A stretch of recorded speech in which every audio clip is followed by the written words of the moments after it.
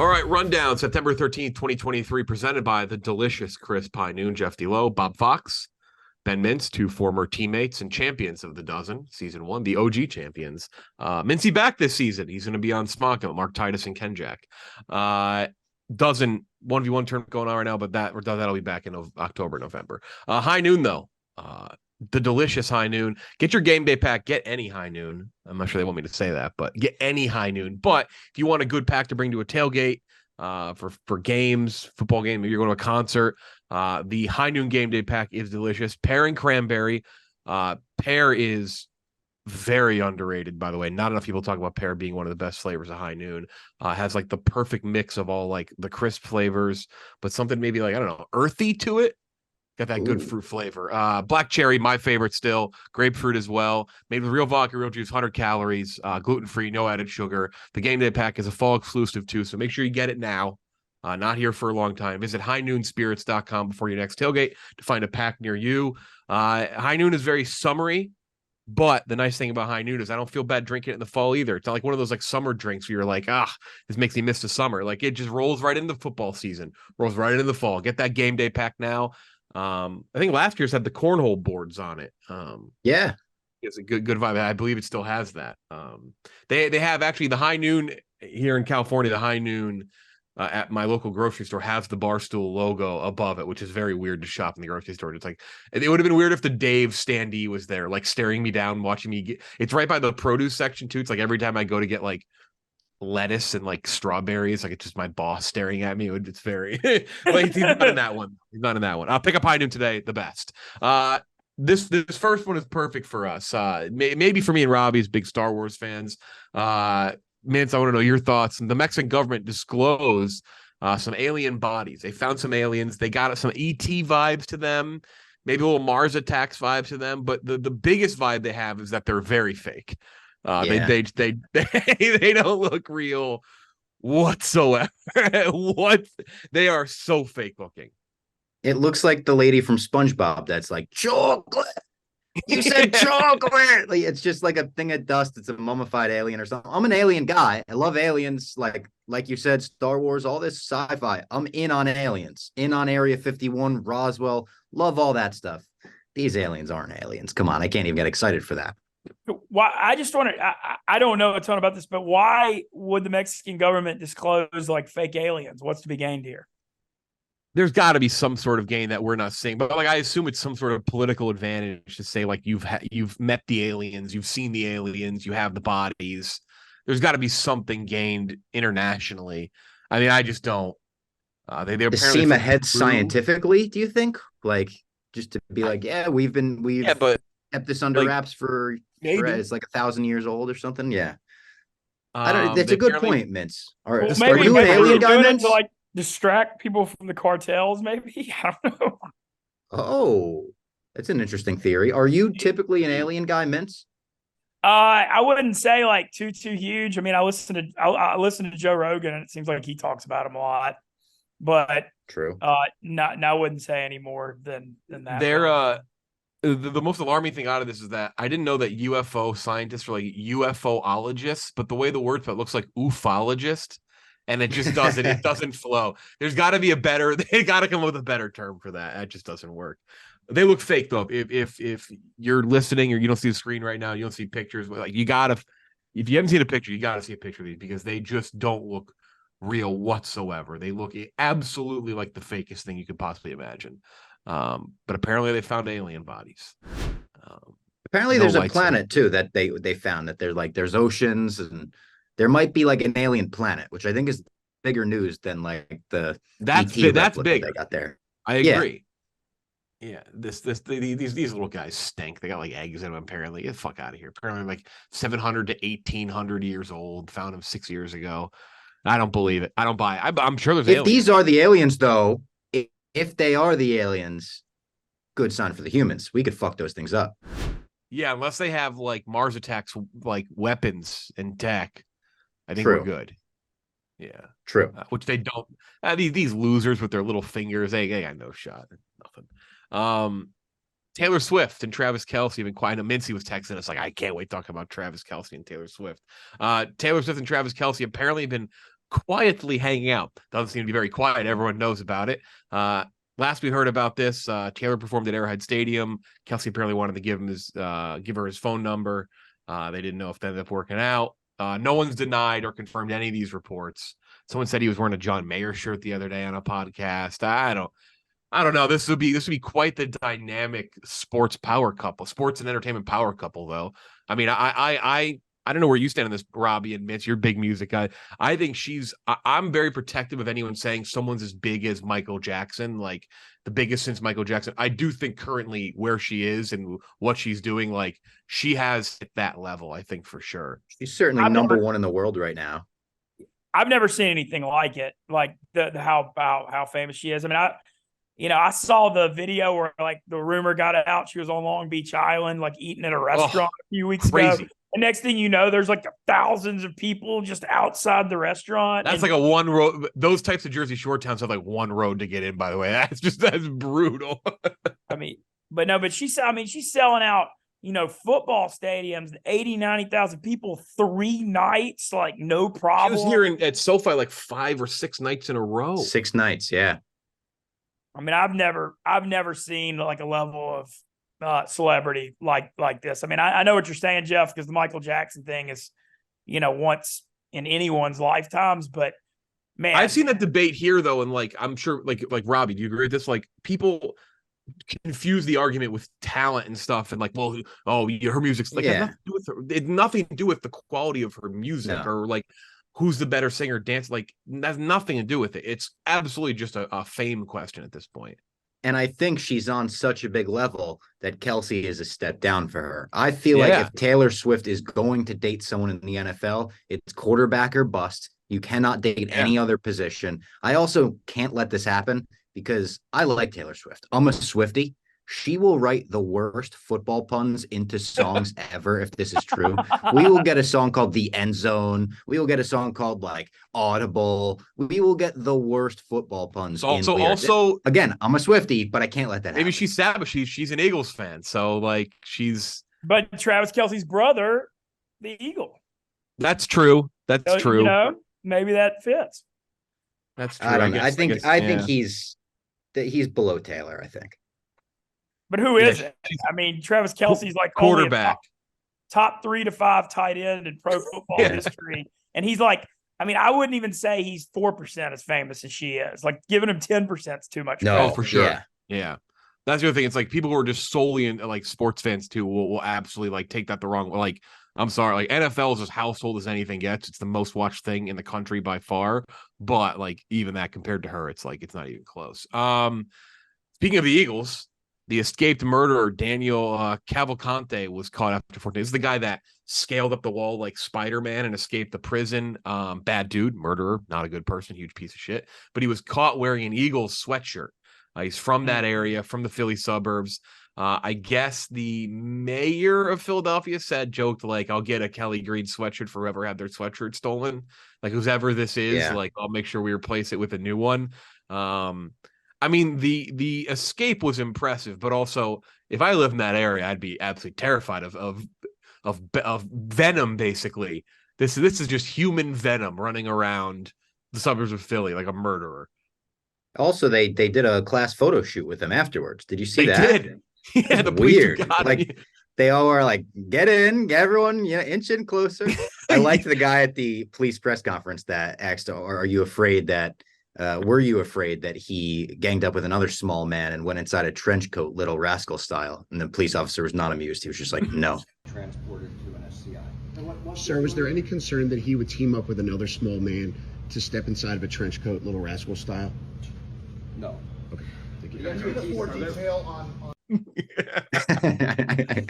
That's the most I've seen police huddle around someone for a photo since I took a photo for Tommy Smokes this summer in Point Pleasant, which is a town that Taylor Swift used to go to down the Jersey Shore. Used to go to Jenks. I took a photo of Tommy with like 15 cops in the boardwalk, and like 2 took the photo, and they're like smokes, and he's like, nice. He goes, I don't know if he ever found the photo. He's like, I gotta post that photo somewhere, but I don't know if we ever found it.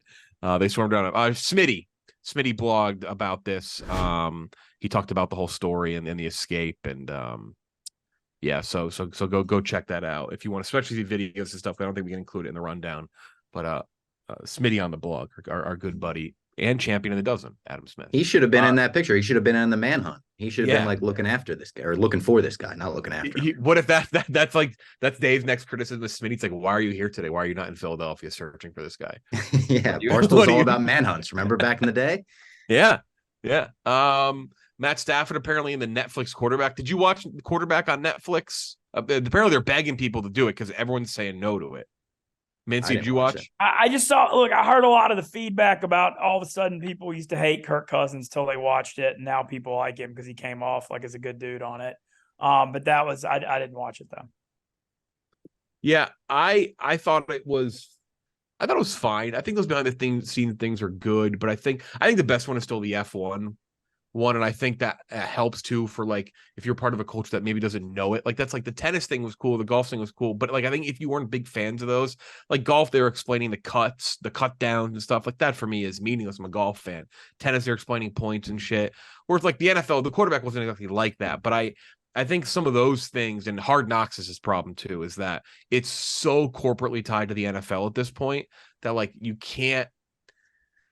You aren't going to get like the down and dirty shit that like Hard Knocks used to be pretty like damning on things. Like the Cleveland Browns famously had one of the most damning seasons where every coach looked like a fucking idiot. Yeah. Except for the coach who had the belly move when he said set hut. Like that was just kind of like funny, but Hard Knocks become very NFL corporate and basically just a commercial. So it's like these types of things are tough where even like did you watch the Florida Gators documentary on Netflix, Mintzy? Yeah, I did see some of that. Like I thought that was. But like again, that's the thing. It's like if they're all going to be involved in it, and I'm not saying quarterbacks like I just thought it was fine. But like if Urban Meyer's going to be involved in it, you think Urban Meyer's going to be like, yeah, he's what a scumbag I was, what a scumbag team. Like that wasn't really going to happen. That was like No, the one thing on the Florida one was I actually did enjoy seeing an alternate take on Urban Meyer, just being like, look, if I cut these guys, their lives are over. Yeah. You know, and I know that you have to do it, and I get that you can't carry them, but it was kind of cool, like seeing, a little bit of a different perspective on it. Yeah, just like even like the men's like that's the thing is you get them involved. It's like hey, you go back, Robbie, to the Bohemian Rhapsody movie. It's like Got Queen too involved, yeah. If Queen gets too involved, then all of a sudden they say that they had more influence in songs than they did, and Freddie Mercury wrote Bohemian Rhapsody right before like the AIDS concert. He walked out on Live Aid. Yeah. It's like all these all the stories are a little different. Last bit of news. We're gonna let Mintzy cook a little bit. Gonna catch up with Mintzy. Long Island restaurant makes a bunch of teams projectile vomit. Which this story I wasn't sure if like Glenny Balls would be involved. This like Glenny was like at the restaurant and started projectile vomiting, but he only goes to one. He goes to that one sandwich place. That's it. 12, 13-year-old girls ended up in a hospital with food poisoning after getting sick and projectile vomiting from eating at a New York Japanese steakhouse. Which does that imply like that doesn't imply like hibachi, does it? I don't think so. You don't say steakhouse. Yeah, no. Near Stony Brook. Mintzy, do you know Stony Brook's college nickname? I just remember the only thing I remember was they upset LSU to make the College World Series in 2012, and it was like this big shock. And Seawolves said the scene was distressing with people vomiting both inside and outside. It's like that Family Guy clip where they're all just puking all over the house, right? An all-time clip. And when you throw projectile in there, it was serious. Like it wasn't just they had food poisoning; it was like they projectile vomited. This vomit traveled a distance. Is that the biggest gap between funny and not funny in terms of fiction and real life? Projectile vomiting, because in fiction it is hilarious, hysterical, almost always. Cartoon, live action, doesn't matter, it'll always make me laugh. When I'm actually throwing up, I'm ready to cry. You get the acid coming up from your throat, it's the worst. So yeah, those are the main stories. Before we get into Mintzy stuff, Robbie, you had obviously dozen 1v1 tournament going on. Check that out right now. Just go to the new YouTube as we lead into the season. We're trying to get one over there before the season. Robbie, you had Dave on the podcast recently talking Star Wars. You and I are this is a real thing. We're gonna get together. We're gonna pitch Dave on how the Disney boys do more stuff. We got to give him a realistic plan of like we want to go to conventions and theme parks.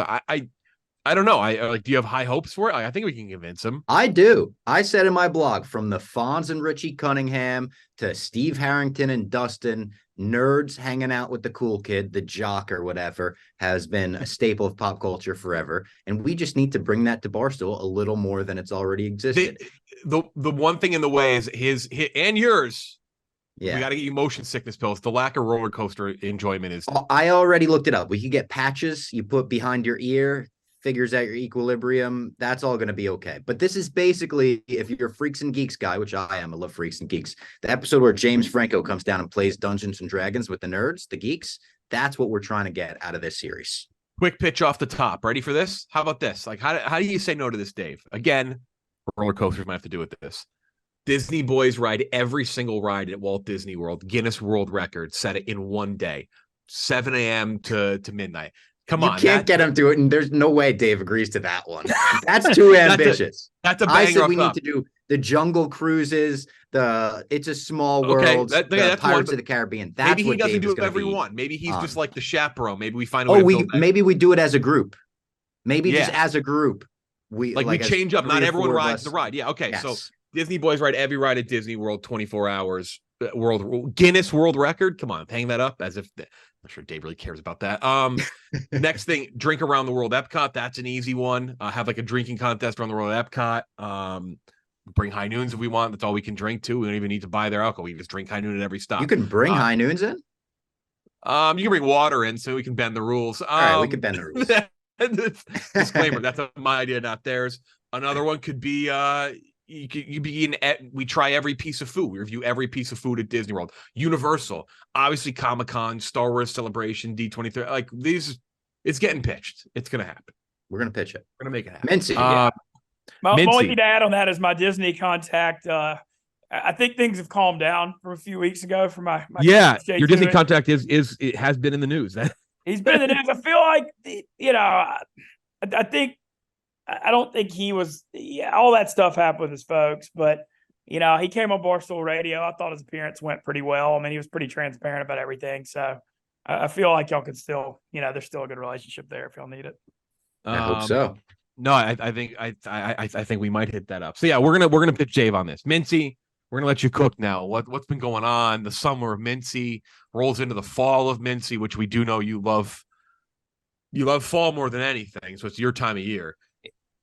Yeah, I'll try to. I'm not gonna go super long winded on it, but man, I just look back on my last 4 months, and it was the craziest roller coaster that I can really just ever imagine. I mean, it was just so nuts. Like, obviously, everybody knows what happened when I got let go, when I slipped on the air. But I thank him all the time, and I know Dave realizes how much I appreciate him. But dude, that was literally unbelievable that he created that brick watch job for me. I mean, literally, he just creates a job out of thin air, and he actually called me about that on May 13th.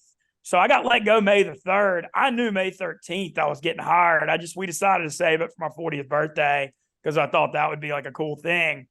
But just the way he had my back through all that, I mean, you could see it in the video when he announced that he was letting me go, how upset he said he was about it. And, I'm not going to share all of it, but I did have other job offers and stuff, but just the loyalty Dave showed me, I mean, there was just no way I could choose to do anything else. But I'll talk a little bit about my June. So I went through a really bad stretch in June. And, I know y'all, I mean, life, Jeff, I know you've shared some of your ups and downs in life before, and Robbie, everybody goes through it. But I got hit with a close friend of mine died in a car wreck. My buddy's dad, who hired me a few years ago, died of cancer. I had the Barstool scandal. I just had a lot of stuff go wrong. And it was when I was in June. I'm working for Poker Go covering WSOP, but you don't want to be spiraling in Vegas in life. That's the worst. It was the worst place to where you're in a bad mental headspace. And I was getting crushed in poker. And I just felt like I was reeling a little bit. And, I was never really that into it. All of a sudden I was hitting the nicotine pen all the time, which I used to do maybe every now and then at a show, if that. And next thing I know, I'm doing that all the time. And I wasn't taking care of myself. And I was just really in a bad mental headspace for pretty much all of June. And I could just tell something was wrong. And I went to Red Rocks, the famous music venue. Rob, you ever been to Red Rocks? Never, no. Okay. Well, I did that in late June. And man, something about that mountain air up there, I mean, it's like therapeutic. I don't know. I just got up that place seems very cathartic. Yeah. I just got up there. I got out of Vegas and I just was like up there for the Widespread Panic weekend in late June. And I just got up there and I breathed the mountain air and I was like, all right, enough of this BS. Like, everybody in life is going to go through rough patches. That's what life is. You know, I mean, it's going to happen to everyone at some point. And, you know, there's no reason you're not a victim. There's no reason to feel sorry for yourself, whatever. Like, just quit. You know, you got to get out of this bad headspace. And like, coming out of that weekend on that Red Rock Sunday, which was late June, I threw the nicotine pen away. I started day one, a low carb the next day. And like, since late June, I'm almost 3 months in. This is the best I've ever done in my entire life, across the board, in every single way, period. And a lot of it had to do with me maybe turning 40 in late May. There was like this vibe that the Barstool scandal and me turning 40 was like kind of the end of the first act of life, if that makes sense. Like your first 40 years, your first half. And then this is the beginning of the second. And I don't want to say I feel like a new creation, but like my priorities are just way, way different. And I'm still really enjoying life, but like, I just have this vision where I see it so clearly. I've always struggled with the health thing. Always. I've always been overweight. I've always fought it, whatever. And it's just really hit me that if I commit to that, which I have the last few months, I feel like I really can get it all in life. And, you know, since late June, like I'm down like 25 pounds, but like, you know, I quit eating sugar. I lift weights. I run. Obviously I don't drink. And man, I'll be damned if I'm like anti-aging, man. That's the best I've felt in 10 years. And I got all that positive momentum started in early July. And I felt like, even though I hadn't gotten back to Barstool and Penn still owned it, there was this really crazy positive vibe in the air all of July that things were changing. And it felt like cosmic when Dave bought it back. Like, it was like a thing was like, man, all this stuff was going well. I saved some money. I was getting healthier. And then Dave buys it back. And then I like look up and I'm just like, wow, you know, I did this really even happen? And, you know, ecstatic to be back. I've kind of announced it. We'll talk a little bit about it. I am moving to Chicago for sure. Yeah, I was going to bring that up. I said, like, the timing's been pretty crazy, but it does seem like you're going to be Midwest Mints. Yeah, it's the thing is like the writing. Look, we're all, I mean, I don't know if we're all smart people, but just if you see what's going on with the company, look, it was good to have me in Louisiana when we had the Penn properties and we had the sportsbook app. All that's gone now. And so the working remote thing, like, yeah, if you're Jeff, you got the Dozen brand, or your Chiclets, or your Foreplay, you've got like a huge brand like that, you can work remote because you're bringing in a lot for the company. But like, you're playing with fire being a remote employee if you don't have something like that. And, you know, when I went to Chicago a few weeks ago, Big Cat and Hank and PFT all sat me down and they were just like, you know, we really want you up here and to be a part of this. And, you know, it really took me about 45 seconds to realize, like, hey, like, this is exactly, you know, if I'm hearing from Big Cat and Erica and Hank and PFT, they want me up there. Well, this is probably the right move for my career. Wake Up Mintzy is going to come back, but It needs to. It's because I don't want to be too, you know, Rob, see if you agree with me on this. I don't want to be too harsh, but if you don't bring Wake Up Mintzy back, what's been the point of all this? It's got to come back. Got to bring it back. It's got to let it die like that. Yeah, it's coming back, but it's going to be when I get to Chicago in early November. You know, it just a lot of moving parts right now. No, it should be, no, you should, don't debut it until you got they got the office, it's got to be new kitchen. Yeah. You just, I don't want to, you know, and anything, y'all know this too. Like, it's like anything worth doing, you got to do right. Like, you don't want to bring something back. No, I would agree with that. That is, you know, there are definitely some things that you can do here that are kind of off the cuff on the phone, you know, just doesn't need the big plan. But then there's some things too. It's like, you know, it's a big return. It's got to be huge. Yeah. And so I'm excited about that. And, you know, I don't know. It's just crazy to go through. And like, I'm not a political guy. I don't get into that, but like to hear Dave, the Tucker Carlson thing was bananas. Like I I thought you were couldn't, about to I thought you were about to announce you're running for president or something. I don't no, know where I mean, that I was just going. couldn't believe like they talked about me. Like I couldn't believe how crazy that was. What a moment within the same 30-minute span. He said your name and then asked a guy about having sex with President Obama. What a turn! What a turn! His Tucker's note prep sheet was unbelievable. It's like King of the South, then 3 lines down, it's like guy who says he had sex with Obama. I just that was that whole thing was nuts too. So, but it's it's just interesting.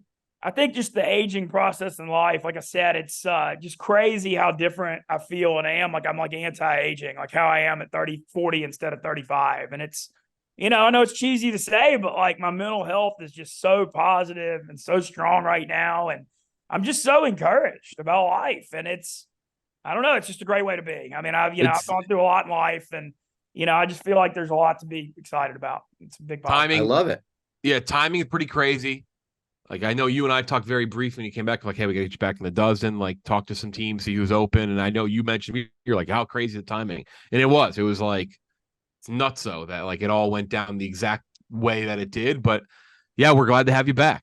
It's Agent in reverse, Benjamin Button Mints. It's an impossible energy to match. Yeah, Ben. And I like what you said about you flipped aside. It's like the second act of your life. It's like you flip the record over. This is Mintz's B-side. Yeah, no, that's what it legitimately feels like. And, I kind of like mentioned a little bit, but, obviously I did the 10K earlier this year. I'm running the St. Jude half marathon on December 2nd in Memphis. Nice. And I'm, at 40. I mean, if you'd have seen me 3 years ago, I was like 310 pounds, and now I'm going to run a half marathon at 40. It's just, it's wild, but I just feel this like vision where I feel like I can, and I'm getting so much feedback on Twitter and Instagram that like I can help a lot of people that are struggling with the health stuff and the obesity stuff because I've fought it and I get it. And I feel like the platform I have that like, by me being a good example, it helps others and, being able to use it to, hopefully raise money for St. Jude and just using it positively. It kind of gives my life meaning, if that makes sense. It's like bigger than me. And I'm really, excited about that. So I don't know. It's just a good time to be alive. I'm going to be in Chicago next week. I talked to Dan yesterday. There's a Saints, Panthers, Brown Steelers. We got a double header. I'm going too. I'll be in Chicago as well for that month. That's right. So we'll be on the stream together. I'll be there with Jerry and Nick, and for Browns Steelers, I was gonna be in Chicago anyway. So I was like, I told him like I'll stay if we want to do Monday football. I'll stay a few days. Yeah, and I'm gonna look for a place to live next week, and like I said, the Chicago thing, I'm starting out career wise. It's so obvious the right move. There's just no even fighting it. Literally, like I'd be a fool not to go. Life wise, I feel like we'll make the best of the cold winter. I'll figure it out. Yeah, you'll adapt. Honestly, Chicago is really cold in winter, but you lived in New York for a while. It's just as miserable in the streets of New York. One other funny thing. My bad. I don't mean to talk. No, go ahead. But so Dan, they were like Hank and Dan were like, we talked in mid-August. They were kind of hinting like get here in early October, and I was just like, the South October is like the best month of the year. I was like, come on, man. You just let me come early November. And so I think there may need to be a Mintzy tour calendar announcement for my October. Oh, man. Things are going to get real out of hand in the South in October. Fuck. Mintzy Part 2, best sequel since Empire Strikes Back. Unbelievable. Yeah. All right. Well, Mintz, as I've said, it is great to have you back. The timing worked out perfectly. Glad Dave brought you back in the fold immediately. The words "I bought the company back" had barely left his mouth, and you're already back in the company. So glad you're here, Bob Fox. Yep. Mintz, Jeff Lowe. Yep. Drink some high noon tonight, tomorrow, this weekend. We'll talk to you next time. Yeah. See you Monday in Chicago, Jeff. See ya.